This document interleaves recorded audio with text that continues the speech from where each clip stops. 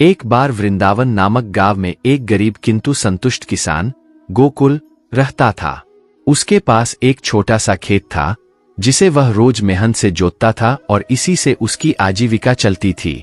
गोकुल बहुत गरीब था, लेकिन वह हमेशा प्रसन्न और अपने हालात से संतुष्ट रहता था।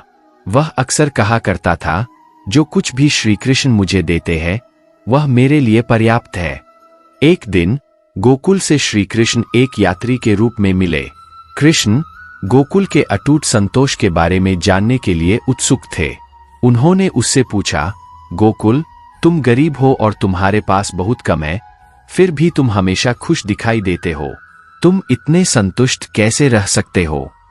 गोकुल ने मुस्कुराते हुए उत्तर दिया, मुझे विश्वास है कि जो कुछ भी होता है वह श्री कृष्ण की इच्छा से होता है। अगर मेरे पास कम है तो इसका मतलब है कि भगवान जानते हैं कि यही मेरे लिए पर्याप्त है। अगर मुझे कभी अधिक की जरूरत होगी तो भगवान खुद मुझे देंगे। जब कृष्ण मेरी देखभाल कर रहे हैं तो मुझे चिंता क्यों करनी चाहिए? श्री कृष्ण गोकुल के इस अडिग विश्वास से प्रभावित हुए। उन्होंने अपना असली रूप प्रकट करते हुए कहा, गोकुल, तुम्हारे अटूट विश्वास और संतोष के कारण मैं तुम्हें धन और समृद्धि का आशीर्वाद देना चाहता हूँ। गोकुल ने विनम्रता से सिर झुकाते हुए कहा, हे प्रभु, मैं आपके आशीर्वाद के लिए आभारी हूँ, लेकिन मैं पहले से ही आपके प्रेम और आशीर्वाद से समृद्ध हूँ। मुझे और धन की आवश्यकता नहीं है, क्योंकि मैं अपने पास जो कुछ है उससे संतुष्ट हूँ। श्री कृष्ण ने मुस्कुराते हुए कहा, तुम्हारे संतोष और विश्वास ने तुम्हें सबसे अमीर बना दिया है। तुमने दूसरों को सिखाया है कि सबसे बड़ा धन संतोष में है और ईश्वर पर विश्वास रखने में है। कहानी की सीख, संतोष सबसे बड़ा धन है। सच्ची खुशी भौतिक संपत्ति से नहीं आती, बल्कि इस बात से आती है कि हम जो कुछ भी हमारे पास है उससे संतुष्ट हों और ईश्वर की योजना में विश्वास रखें। ईश्वर पर विश्वास और एक संतुष्ट हृदय किसी भी धन से अधिक शांति और आनंद ला सकता है। जब गोकुल ने श्री कृष्ण को यह उत्तर दिया तो भगवान कृष्ण और अधिक प्रभावित हुए। उन्होंने सोचा कि इस संसार में बहुत कम लोग ऐसे हैं जो अपने जीवन में संतोष का महत्व समझते हैं। इसलिए उन्होंने गोकुल को और आशीर्वाद देने का निश्चय किया। श्री कृष्ण ने कहा, गोकुल, तुमने संतोष का महत्व समझा है, लेकिन मैं चाहता हूं कि तुम इस संदेश को और भी अधिक लोगों तक पहुंचाओ। मैं तुम्हें एक विशेष वरदान देना चाहता हूं। गोकुल ने आदरपूर्वक कहा, हे प्रभु, आपके आशीर्वाद से ही मैं इस जीवन में सब कुछ प्राप्त कर चुका हूं, लेकिन अगर आपका आदेश है तो मैं अवश्य इसे स्वीकार करूंगा। श्री कृष्ण ने कहा, तुम जहां भी जाओगे वहां का वातावरण शांत और सुखी हो जाएगा। लोग तुम्हारे पास आएंगे और तुम्हारे जीवन से प्रेरणा लेंगे। तुम्हारी संतोषी प्रवृत्ति से वे भी सच्चे सुख का अनुभव करेंगे। गोकुल ने फिर सिर झुकाया और कहा, हे प्रभु, यह आपका कृपा है। मैं आपके आदेश का पालन करूंगा और लोगों को सिखाऊंगा कि सच्चा सुख संतोष और ईश्वर पर विश्वास में है। इसके बाद गोकुल ने अपने जीवन को और भी सरल और परोपकारी बना लिया। वह जहां भी जाता लोगों को संतोष का पाठ पढ़ाता। वह उन्हें बताता कि जीवन की कठिनाइयों का सामना कैसे करें और कैसे ईश्वर पर विश्वास रखकर अपने जीवन को सुखी बनाएं। धीरे धीरे गोकुल की बातें और उसका जीवन लोगों के दिलों में गहरी छाप छोड़ने लगे। गांव के लोग जो पहले धन और समृद्धि के पीछे भागते थे, गोकुल के जीवन से प्रेरित होकर संतोष की महत्ता को समझने लगे। उन्होंने महसूस किया कि भौतिक वस्तुओं से ज्यादा जरूरी है मानसिक शांति और संतोष। कहानी की गहराई, इस कहानी का उद्देश्य हमें यह सिखाना है कि जीवन में संतोष और ईश्वर पर विश्वास का कितना बड़ा महत्व है। हम चाहे कितनी भी कठिन परिस्थितियों में हो, अगर हमारे पास संतोष है और हम ईश्वर पर अटूट विश्वास रखते हैं तो हम हर समस्या का हल पा सकते हैं और सच्चे सुख का अनुभव कर सकते हैं। श्री कृष्ण के माध्यम से हमें यह भी सिखाया जाता है कि सच्ची समृद्धि बाहरी धन में नहीं, बल्कि आंतरिक शांति और संतोष में है। यही जीवन का सच्चा अर्थ है। समय के साथ बदलाव, गोकुल के संदेश का प्रभाव धीरे धीरे फैलने लगा।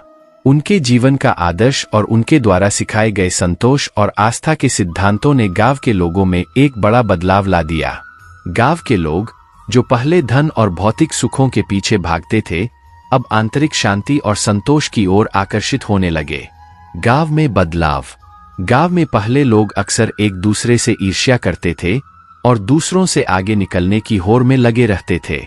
लेकिन गोकुल के उपदेशों का प्रभाव यह हुआ कि लोगों में एक दूसरे के प्रति प्रेम और सहानुभूति बढ़ने लगी।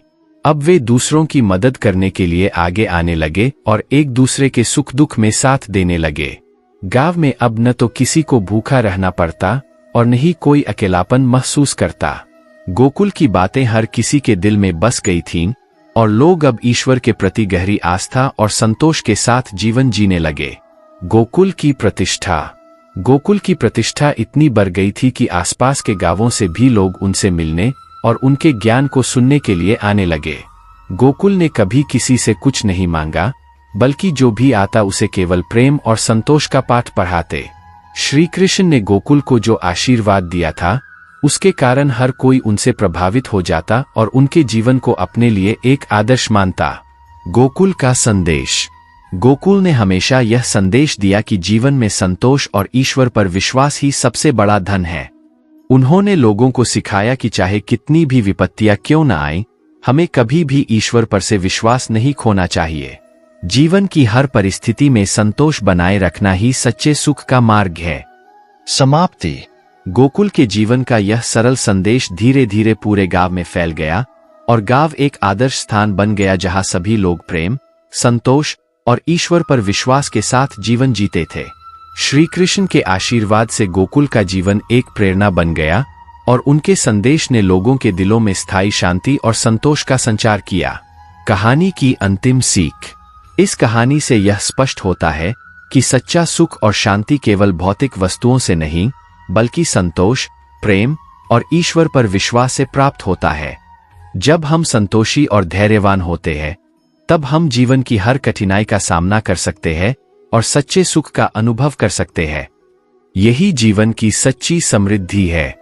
गोकुल का प्रभाव दूर दूर तक। गोकुल की प्रसिद्धि सिर्फ उसके गांव तक ही सीमित नहीं रही। उसके संतोष और ईश्वर भक्ति की चर्चा दूर दूर तक फैल गई। अन्य गांवों से लोग उसे देखने और उसकी शिक्षा सुनने के लिए आने लगे। गोकुल से मिलने के बाद लोग अपने जीवन में आए बदलाव को महसूस करते थे। जो लोग पहले अपने जीवन से निराश थे, वे अब गोकुल की बातों से प्रेरित होकर एक नई दिशा में चलने लगे।